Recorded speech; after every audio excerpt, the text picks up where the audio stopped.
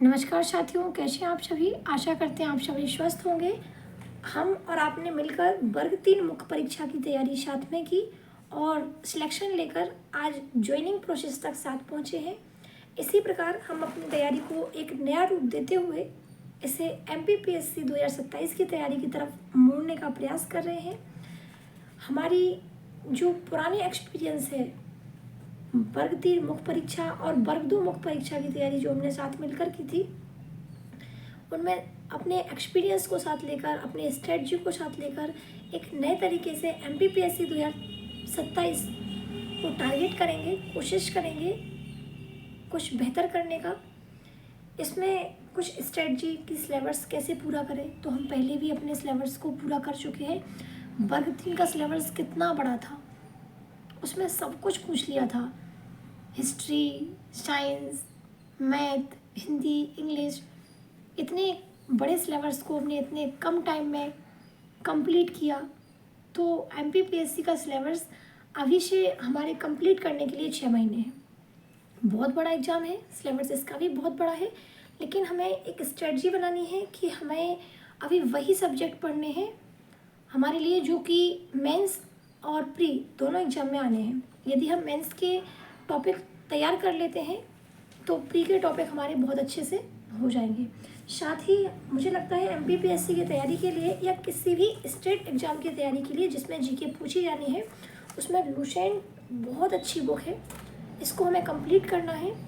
तो हम हर टॉपिक को लुसेंट से भी कवर करेंगे। अभी हमारे पास पर्याप्त समय है, तो लुसेंट को पढ़ लेना बहुत अच्छा होगा। इसकी डेली एक क्लास लेने का प्रयास करेंगे। साथ ही अपने पास एक सिलेबस रखिए, सिलेबस की कॉपी खुद तो निकाल के प्रिंट रखिए, अपने हाथ से लिखने का प्रयास भी कीजिए। सिलेबस को अपने हाथ से लिख के रखोगे ना तो बहुत हेल्प रहेगी उससे। इसके बाद कुछ और भी बुक्स, जैसे MP के लिए आप परीक्षा धाम ले सकते हैं। परीक्षा धाम की आपके पास पुरानी बुक हो तो भी चलेगी और नई हो तो आप नई ले सकते हैं। मेरे पास 2023 का संस्करण है, लेकिन मैंने उसको जो भी टॉपिक नए जुड़े हुए थे उनको अपडेट कर लिया था, अलग से उनको पेज में लिखकर जोड़ लिया था। तो आप भी ऐसा ही कर सकते हैं।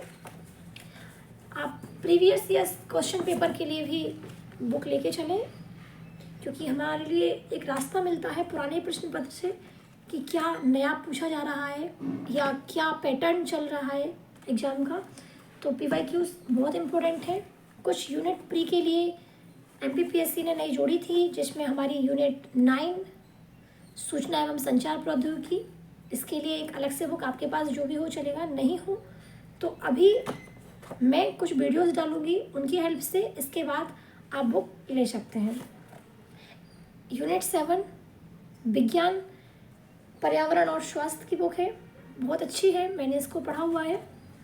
यूनिट 10 जनजाति वाली, इसको बहुत अच्छे से कवर करना है, क्योंकि इससे लगातार क्वेश्चन आते ही हैं, 7 से 8 क्वेश्चन हर बार पूछे जा रहे हैं। इसके बाद हम कुछ ये स्ट्रेटजी भी रखना है कि हमें डेली कितने घंटे पढ़ना है।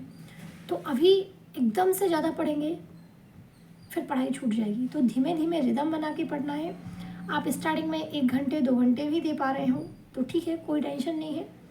हम समय के साथ अपनी रेगुलरिटी बनाए रखें, इसके बाद हम अपने टाइम को बढ़ा सकते हैं। हमें ध्यान इस चीज़ पर देना है कि हमारी पढ़ाई कंटिन्यू होनी चाहिए और टाइम को मैनेज करना आना चाहिए। यदि हमारे पास कभी कोई टाइम कम मिल रहा है, हमने किसी दिन किसी काम की वजह से नहीं पढ़ पाया, तो दिमाग पर उस चीज़ का प्रेशर नहीं लेना है। हम अपने टारगेट को कंप्लीट करेंगे, हमें इतना आज पढ़ना है, कम समय में पढ़ लिया कोई टेंशन नहीं, एक दिन नहीं पढ़ पाया उसे दूसरे दिन कवर कर लेंगे। तो ज़्यादा माइंड लेके नहीं पढ़ना है कि बहुत प्रेशर ले लिया हमने उस चीज़ को। आराम से अपने सेल्फ नोट्स बना के पढ़ना है। कुछ भी पढ़ें अपने हाथ से खुद भी लिखें, क्योंकि अपना लिखा हुआ बहुत अच्छे से याद होता है। बहुत लोग इस चीज़ को मानते हैं, फॉलो करते हैं, और मैं भी ये फॉलो करती हूँ स्टार्टिंग से कि लिख के याद करना, याद करके एक बार उसको लिख लेना बहुत अच्छा होता है।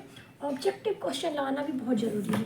यदि हम प्री की तैयारी कर रहे हैं तो हमें OT क्वेश्चन लगाना बहुत कंपलसरी है। इसलिए हमारे लिए पुणेकर की बुक है मध्य प्रदेश की, जो वस्तुनिष्ठ वाली है, बहुत अच्छी बुक है। आप देखेंगे इसमें क्वेश्चन के राइट आंसर के साथ उसका थ्योरी भी दिया हुआ है, जो हमें बहुत बहुत अच्छे तरीके से एक्सप्लेन करता है। इसी प्रकार एक और बुक है जो भारतीय सामान्य ज्ञान की है, ये हमारी अरिहंत की है, अरिहंत 14,000। बहुत अच्छी बुक है, ये भी बहुत मोटी बुक है। तो ये दोनों वस्तुनिष्ठ बुक भी हम साथ लेकर चलेंगे। हमारी तैयारी बहुत अच्छी होगी यदि हम इसमें कंटिन्यू रहेंगे। तो कंटिन्यूटी बना के रखना है। आपको डेली वीडियोस मिलते रहेंगे। कभी कोई काम भी होता है तो आप और हम ब्रेक ले सकते हैं, लेकिन उस ब्रेक को हमें अगले दिन उसे हील कर लेना है।